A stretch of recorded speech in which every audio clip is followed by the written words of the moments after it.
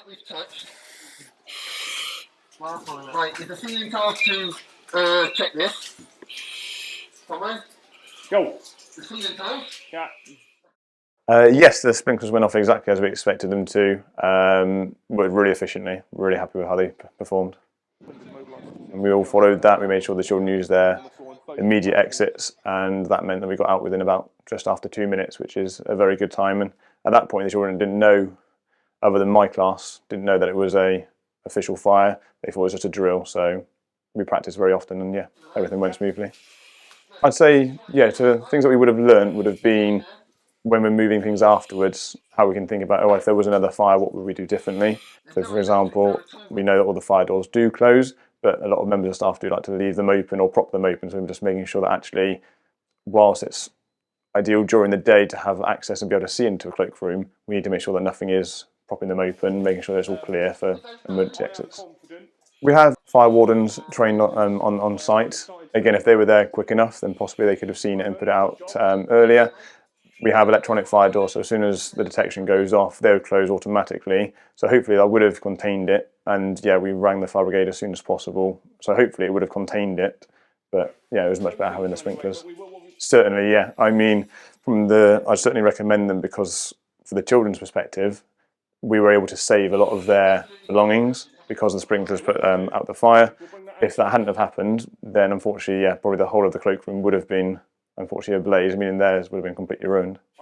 I mean, initially, when the alarm went off, I thought, oh, it's another drill. But just to make sure to get the children out straight away, I made sure that the adult and myself in the classroom did our usual checks.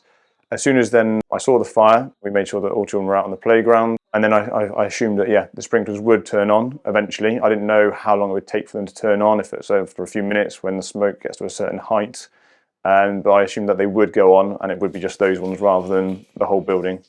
There's only one kind of like drawback, which is when the fire brigade arrived, they had to open up to obviously assess the damage and make sure everything had worked correctly. All the water that was in the cloakroom flooded into the adjoining classrooms.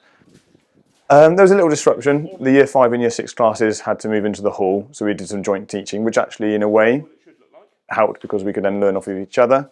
Some of the children's belongings were very smoke damaged, and it took a lot of cleaning to get that out. I think it took about 3 months to have everything assessed, repainted, decorated. Anything that was damaged had to be removed and repaired.